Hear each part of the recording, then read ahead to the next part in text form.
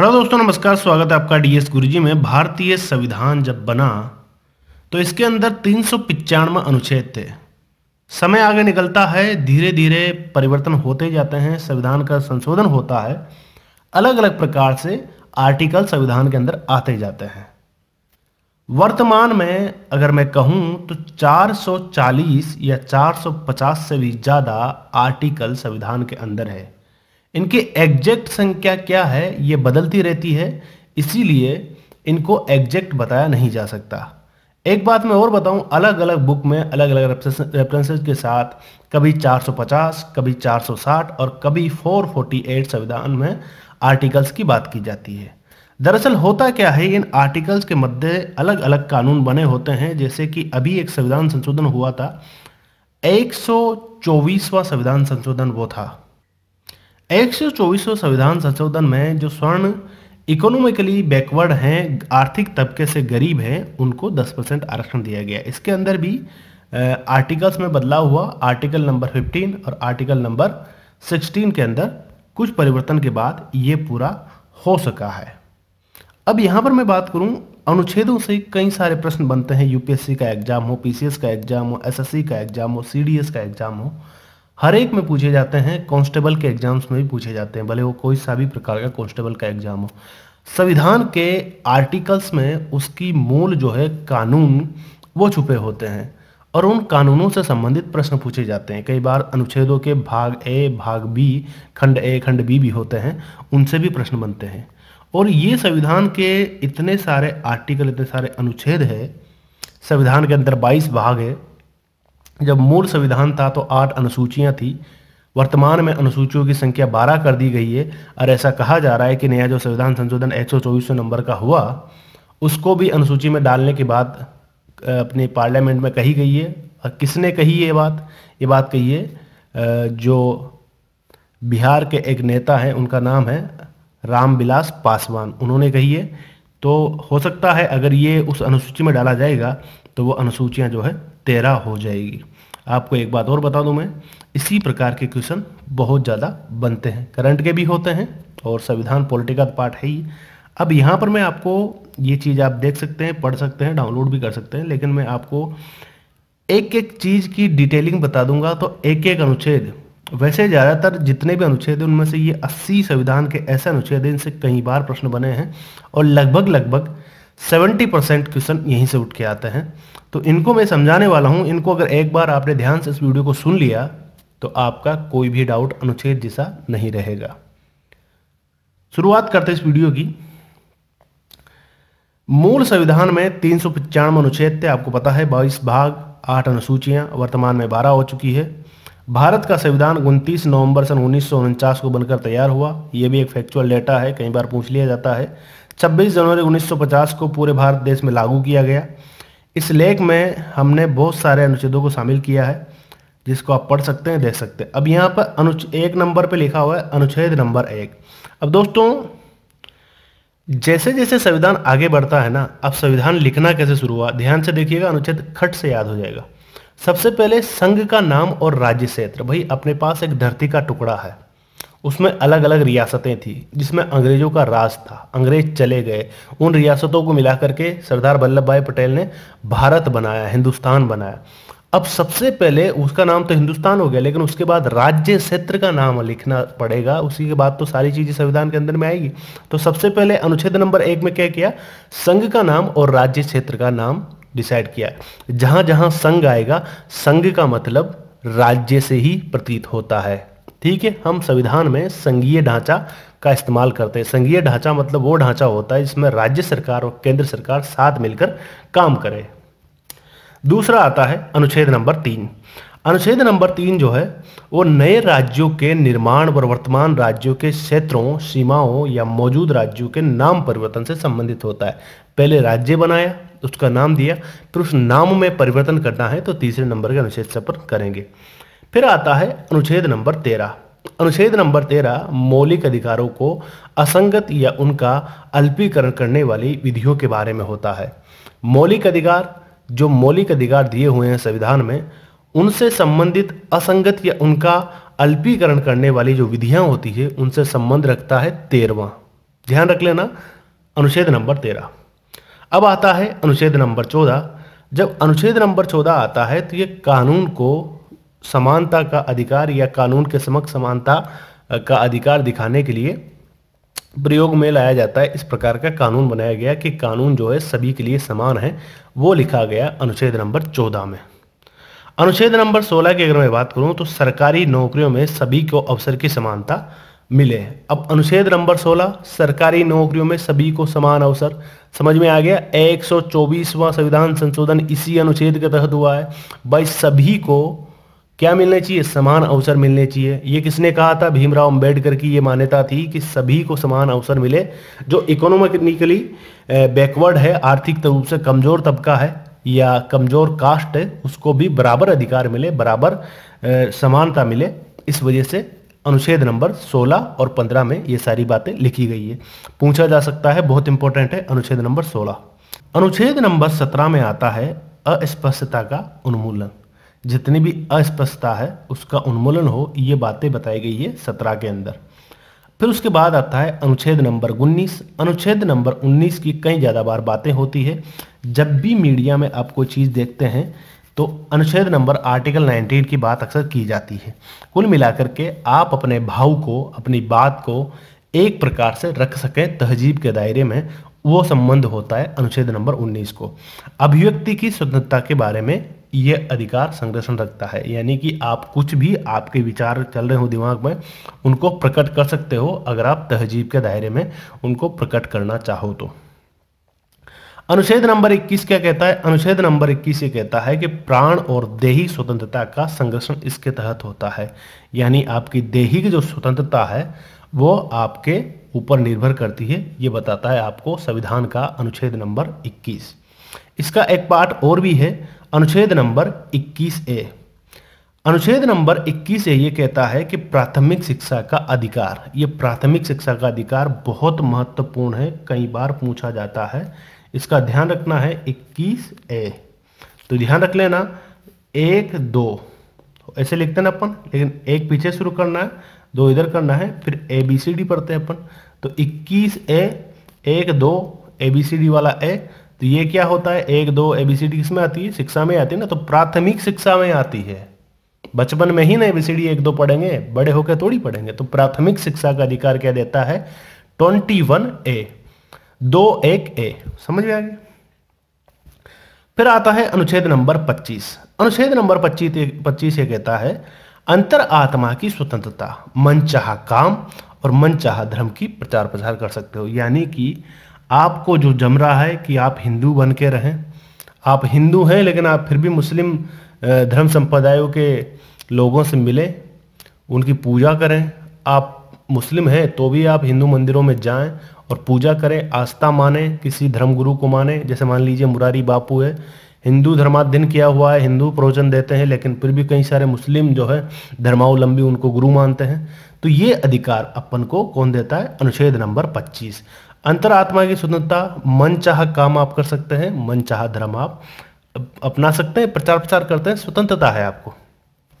इसके बाद आता है अनुच्छेद नंबर 30।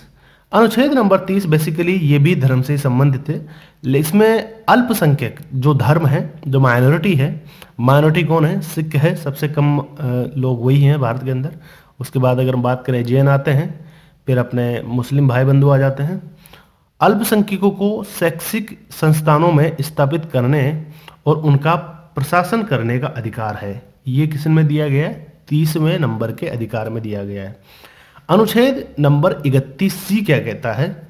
अनुच्छेद नंबर 31C ये कहता है कि कुछ निर्देशक सिद्धांतों को प्रभावी करने वाली विधियों की व्याख्या करता है। यानी जो निर्देशक सिद्धांत हैं उनको प्रभावी करेगा 31C। आगे चलते हैं, अनुच्छेद नंबर 32। अनुच्छेद नंबर 32 भी मौलिक अधिकारों को लागू करने के लिए रिट सहित अन्य उपचार, यानी कि आप अगर रिट लगाते हैं तो वो लगाते हैं अनुच्छेद नंबर 32 के तहत। मौलिक अधिकारों को लागू करने के लिए जो रिट लगाई जाती है वो लगाई जाती है अनुच्छेद नंबर 32 के तहत। बहुत सारी जगह रेट लगती है, बहुत सारी जगह खबरें छपती है। तो आपको जब भी ये खबर पढ़ें तो आप ध्यान रख लें कि ये खबर किसके तहत आई है। ये खबर आई है संविधान के तहत, अनुच्छेद नंबर 32 यहाँ पर काम आ रहा है।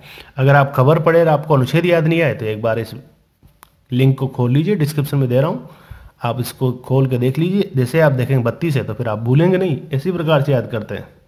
अनुच्छेद नंबर 38, अनुच्छेद नंबर 38 होता है राज्य लोगों के कल्याण को बढ़ावा देने के लिए एक सामाजिक व्यवस्था को बनाएगा, यानी कि राज्य से संबंधित है ये। अब आता है अनुच्छेद नंबर 40। अनुच्छेद नंबर 40 पंचायतों के गठन के लिए है। ग्राम पंचायतें जो होती है उनके गठन के लिए होता है अनुच्छेद नंबर 40। कई बार ये पूछा गया है। अनुच्छेद नंबर 44 जो है नागरिकों के लिए समान नागरिक संहिता होती है। सभी नागरिकों को समान नागरिक संहिता, समान जो है कानून के अंदर वो आते हैं। संहिता यानी क्या होता है, कोड ऑफ कंडक्ट जो होता है, संहिता उसे बोलते हैं। तो जितना भी कानून जो मेरे लिए लागू है वही कानून भारतीय नागरिक के दूसरे जो नागरिक हैं भारतीय उनके लिए भी लागू होंगे।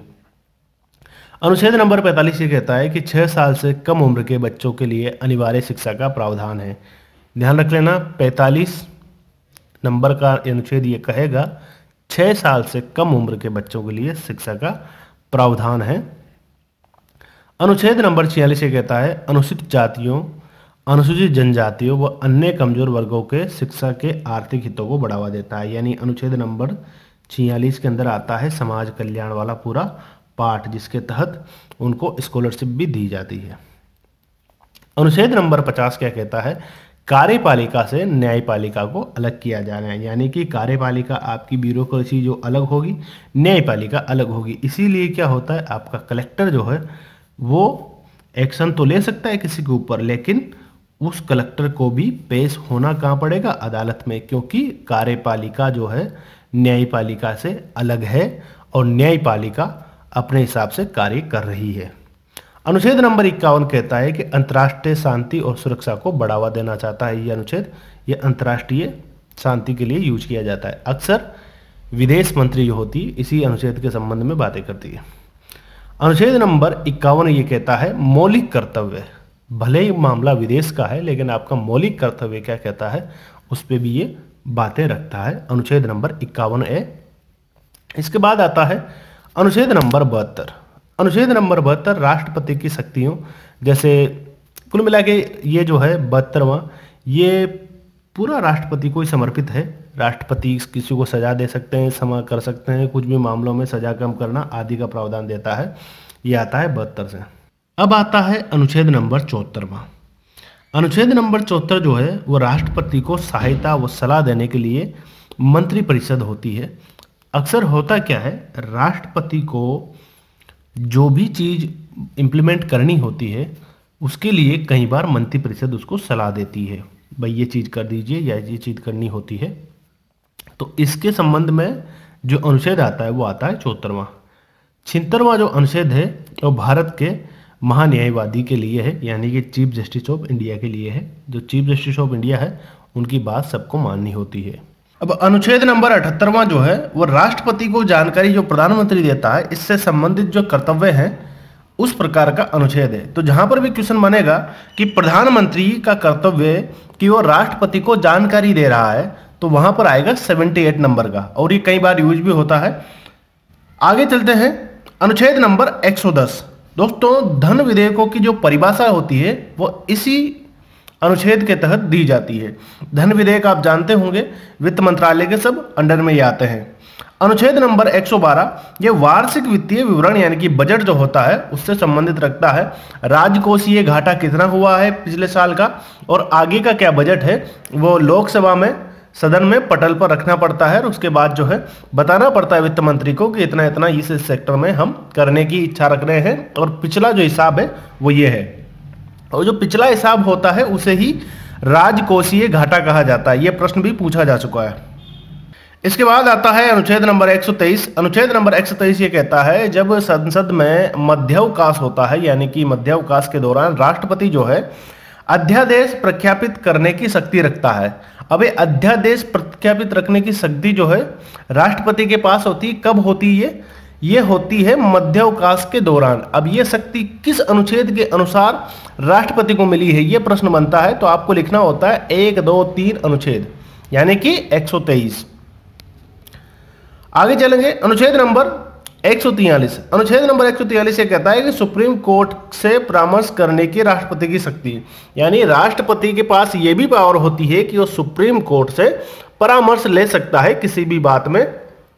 तो ये जो है ये होता है अनुच्छेद नंबर 143 के संदर्भ में, हालांकि ऐसा बहुत कम ही देखने को मिलता है। अनुच्छेद नंबर 148। अनुच्छेद नंबर 148 ये कहता है कि भारत के नियंत्रक और महालेखा परीक्षक जो है उसके संबंधित जितने भी अधिकार है वो इसके तहत दिए जाते हैं। अनुच्छेद नंबर 149 ये भारत के नियंत्रक और महालेखा परीक्षक की शक्तियों के बारे में होता है। आगे चलते हैं, अनुच्छेद नंबर 155। अनुच्छेद नंबर 155 से राज्यपाल की नियुक्ति स्टार्ट हो जाती है, उसके बाद जो है राज्यपाल के अधिकार वगैरह आते रहते हैं, ये कई बार पूछे जाते हैं। तो आपको ये ध्यान रखना है 155 से क्या शुरू हो जाता है, राज्यपाल शुरू हो जाता है। अब अनुच्छेद नंबर 155 में यह कहा गया है कि राज्यपाल की नियुक्ति कैसे होती है। राज्यपाल की नियुक्ति कौन करता है, राष्ट्रपति करता है। अनुच्छेद नंबर 161। अनुच्छेद नंबर 161 ये कहता है कि जो राष्ट्रपति को अधिकार होते हैं उसी जैसे के अधिकार जो है राज्यपाल को होते हैं। तो समय को कम करने के लिए, टालने के लिए, निलंबन करने के लिए राज्यपाल की शक्तियां ये होती है। तो राज्यपाल की शक्तियां आ जाएगी 161 में। अनुच्छेद नंबर 163 ये कहता है कि राज्यपाल की सहायता और सलाह के लिए मंत्रिपरिषद होती है। जैसा कि आपने देखा ना कि मंत्रिपरिषद ही राष्ट्रपति के लिए होती है केंद्रीय में, और यहाँ राज्य स्तर पर देखें तो राज्य की मंत्रिपरिषद होती है। अनुच्छेद नंबर 165 ये कहता है राज्य के महाधिवक्ता, यानी कि राज्य के महाधिवक्ता के संबंध के सारे अधिकार जितने होते हैं वो इसके संबंध में आते हैं। अब अनुच्छेद नंबर 167 ये कहता है राज्यपाल को जानकारी देने के लिए मुख्यमंत्री के कर्तव्य, मतलब मुख्यमंत्री राज्य में क्या चल रहा है उसकी जानकारी देगा, किसको देगा, राज्यपाल को देगा। ऐसा ही अगर अपन केंद्रीय नेतृत्व में देखें तो वहां पर प्रधानमंत्री देता है राष्ट्रपति को जानकारी। ठीक है, समझ में आ गई बात। प्रधानमंत्री राष्ट्रपति को देगा और जो मुख्यमंत्री है वो देगा राज्यपाल को। अब प्रधानमंत्री किसके तहत दे रहा है, अनुच्छेद नंबर 78 के तहत, और यहाँ पे किसके तहत दे रहा है, अनुच्छेद नंबर 167 के तहत। अभी हमने जस्ट पढ़ा, देख लीजिए अनुच्छेद नंबर 78 क्या कहता है, ये देख लीजिए, राष्ट्रपति को जानकारी देने के लिए प्रधानमंत्री कर्तव्य। और 167 क्या कहता है, 167 ये कहता है कि राज्यपाल को जानकारी देगा मुख्यमंत्री कर्तव्य। ये मैं इसलिए 2 बार बता रहा हूं क्योंकि ये पूछे गए कई बार। 168 ये कहता है अनुच्छेद, राज्यों में विधानमंडलों की व्यवस्था किस प्रकार से होगी। एक बात मैं आपको बता दूं, जितने भी अनुच्छेद में यहाँ पे आपको बता रहा हूं 168, 169, 70, 71, 72, 73, 74, 75 राज्य से संबंधित ये सारे हैं, लेकिन कहीं भी ये नहीं लिखा हुआ है संविधान के अंदर कि जो मुख्यमंत्री होंगे उसके क्या कर्तव्य होंगे।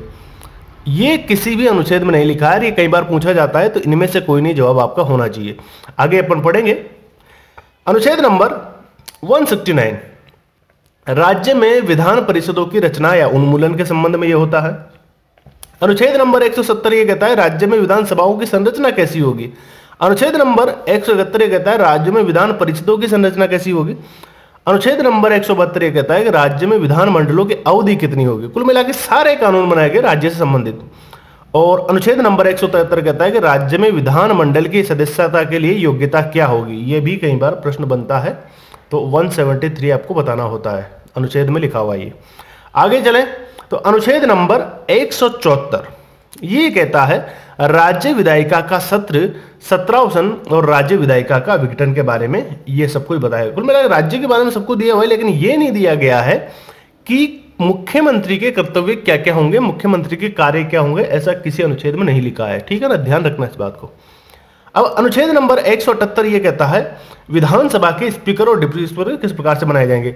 वर्तमान में आपको बता दूं विधानसभा के जो स्पीकर उसके लिए सीपी जोशी राजस्थान में चुने गए हैं, और अभी प्रोमोटेड स्पीकर जो होंगे वो अभी भाजपा के नेता हैं और गुलाब चंद कटारिया उनका नाम है, उनको चुना गया है। तो वो प्रोमोटेड हैं, उन्होंने उनको नियुक्त कर दिया, अब उनकी काम खत्म, वो विपक्ष में आ जाएंगे और यहाँ से सब कुछ शुरू हो जाता है विधानसभा की कार्रवाई। आगे अपन बात करें अनुच्छेद नंबर 194 में क्या कहता है। अनुच्छेद नंबर 194 कहता है महाधिवक्ता की शक्तियां, विशेष अधिकार और प्रतिरोधक क्षमता ये देता है अनुच्छेद नंबर 194। ध्यान रख लेना, यह राज्य से संबंधित है, यहां लिखा नहीं हुआ है लेकिन फिर भी आप ध्यान रखना है, यह राज्य से संबंधित है। आगे चलते हैं। अनुच्छेद नंबर 200, राज्यपाल द्वारा बिल को स्वीकृति देना। जैसे कि राष्ट्रपति के पास जाता है वैसे राज्यपाल के पास भी जाता है बिल, अपने जो विधानमंडल का जो बिल होता है। अनुच्छेद नंबर 202 ये कहता है राज्य विधानमंडल की वार्षिक वित्तीय विवरण के बारे में, राज्य बजट के बारे में यह है। अनुच्छेद नंबर 210 राज्य विधानमंडल के इस्तेमाल में की जाने वाली भाषा के बारे में, भाषा का ये ध्यान रख लेना, राजस्थान का करंट का क्वेश्चन बनेगा। इस अनुच्छेद के अनुसार भाषा जो है राजस्थान में वो दी गई है हिंदी, राजस्थानी को मान्यता नहीं दी गई है। अब 4 व्यक्ति ऐसे थे अभी जिनको शपथ लेनी थी और उन्होंने कहा हम राजस्थानी में शपथ लेंगे, लेकिन उनको नहीं लेने दी। किसने नहीं लेने दी? प्रमोटे स्पीकर। प्रमोटे स्पीकर कौन है? प्रमोटे स्पीकर है गुलाब चंद कटारिया। ठीक है, तो ये किस अनुच्छेद के अनुसार होता है, किस अनुच्छेद के अनुसार सारी चीजें आती है, तो आपको याद रखना है 210 विधानमंडल में इस्तेमाल की जाने वाली भाषा 210 के। अनुच्छेद नंबर 212 ये कहता है न्यायालयों को राज्य विधानमंडल की कार्रवाई के बारे में पूछताछ करने का अधिकार नहीं है। यानी कि जो कोर्ट है वो विधानमंडल में क्या कार्रवाई हो रही है, क्या चल रहा है, कुछ प्रकार की विधानमंडल की कार्रवाई के बारे में कोई पूछताछ करने का अधिकार नहीं है। ठीक है, नहीं अगर होगा ये, अगर ऐसा कर दिया जाए कि न्यायालय को विधानमंडल में क्या हो रहा है इसके बारे में अधिकार दे दिया जाए, तो होगा क्या? टकरार होता रहेगा और राज्य आगे बढ़ नहीं पाएगा, क्योंकि न्यायालय अपने हिसाब से कार्य करेगा, विधानमंडल अपने हिसाब से कार्य करेगा, फिर दोनों अड़ंगे लगेंगे। एक बात को न्यायालय नहीं मानेगा और एक बात को विधानमंडल नहीं मानेगा, तो उससे क्या होगा? एक प्रतिरोध की स्थिति उत्पन्न हो जाएगी और राज्य का विकास रुक करके राष्ट्रपति शासन जैसी कंडीशंस हो सकती है, तो फिर वहां पे मुख्यमंत्री का कोई मतलब ही नहीं रहेगा। तो इस वजह से ये अनुच्छेद यहां पर लाया गया, ध्यान रख लेना। 212 अनुच्छेद है ये। आगे चलते हैं। अनुच्छेद नंबर 213। अनुच्छेद नंबर 213 ये कहता है राज्य विधानमंडल के अवकाश में राज्यपाल द्वारा अध्यादेश, कुल मिला के वही जो अपन ने पढ़ा, वहां राष्ट्रपति आता है अध्यादेश प्रख्यापित करने और यहां पर जो है राज्यपाल आता है, अगर मध्य अवकाश चल रहा है या अवकाश चल रहा है तो। अनुच्छेद नंबर 214। अनुच्छेद नंबर 214 ये कहता है कि राज्य के लिए उच्च न्यायालयों की व्यवस्था की जाएगी। ये कौन कहता है? 214 कहता है। अनुच्छेद नंबर 217 ये कहता है कि राज्य में उच्च न्यायालय के न्यायाधीशों की नियुक्ति की शर्तें क्या होगी। आगे बात करें, अनुच्छेद नंबर 226 ये कहता है कि राज्य में न्यायालयों के रिट जारी करने की शक्ति भी प्रदान करता ही है। 226 के अनुसार रिट लगाते हैं अपन। और अनुच्छेद नंबर 239 ए, ध्यान रख लेना, दिल्ली से संबंध के विशेष उपबंध में यह दिया गया है, इसलिए विशेष ए है, कई बार इससे प्रश्न बन जाता है। पंचायतों का गठन जो है 243 बी के तहत होता है, अक्सर ये पूछा जाता है, ये इंपॉर्टेंट है भाई, याद कर लेना इनको। तो पंचायतों का गठन होगा 243 बी के अनुसार, 243 सी के अनुसार पंचायत की संरचना आएगी, 243 जी के अनुसार पंचायत की जिम्मेदारियां, आवश्यकताएं और अधिकार आएंगे, और 243 के अनुसार पंचायत के चुनाव होंगे, और 249 के अनुसार राज्य सूची के विषय के संबंध में राष्ट्र हित में कानून बनाने की संसद की शक्ति आएगी। यानी राष्ट्रीय स्तर पर कानून बन सकते हैं, किसके अनुसार बन सकते हैं? राज्य सूची के विषय के संबंध में राष्ट्रीय स्तर पर कानून बनेंगे तो किसके अनुसार बनेंगे? 249 के अनुसार बनेंगे। आपको मैं यहाँ पे बता दूं, संविधान संशोधन का जो कानून बनता है वो बनता है 368 के अनुसार। तो आपको ध्यान रखना है 249 जहां पे आएगा वहां पे आ जाता है राज्य की सूची से संबंधित विषय के, अगर कोई राष्ट्रीय हित में कानून बनेगा तो वो आएगा संसद की शक्ति के अनुसार। और जो पंचायत से संबंधित जो है वो है 243 A B C D E F G H I J K तक के चलते हैं, अलग अलग चीजें हैं। अनुच्छेद नंबर 262 ये कहता है कि अंतरराज्यीय नदियों या नदियों के घाटियों के बारे में पानी से संबंधित विवाद जो है उनका निर्धारण करता है। अब ये संविधान में बातें लिखी हुई है, उसके बावजूद भी आपको पता है नर्मदा का भी विवाद होता है और कावेरी का भी विवाद अपन ने देखा, 2 राज्य कर्नाटक और तमिलनाडु के बीच में चलता रहता है। अनुच्छेद नंबर 263 ये कहता है अंतरराज्यीय परिषद के संबंध में, यानी 2 राज्यों की जो परिषद होगी उसके संबंध में ये होगा। आगे चलते हैं। अनुच्छेद नंबर 265 ये कहता है कि कानून के प्राधिकार के बिना करों का अधिरोपण न किया जाना, यानी कि कानून के प्राधिकार, यानी जब तक कानून नहीं बनता तब तक करों का अधिरोपण नहीं किया जा सकता, ये कहता है 265।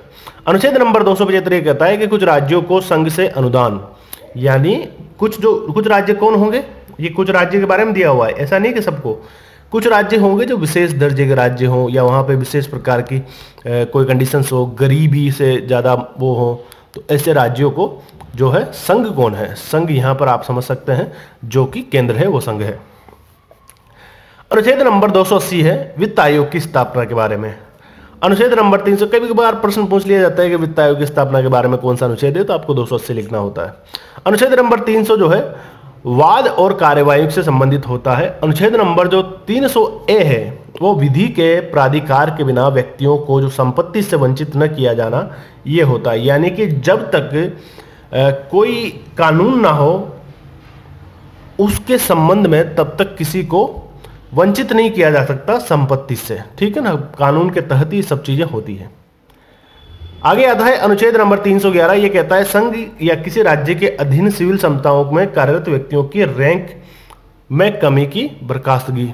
तो इस सिविल सर्विसेज से संबंधित अनुच्छेद है। आगे चलते हैं। अनुच्छेद नंबर 312 अखिल भारतीय सेवाओं के लिए है।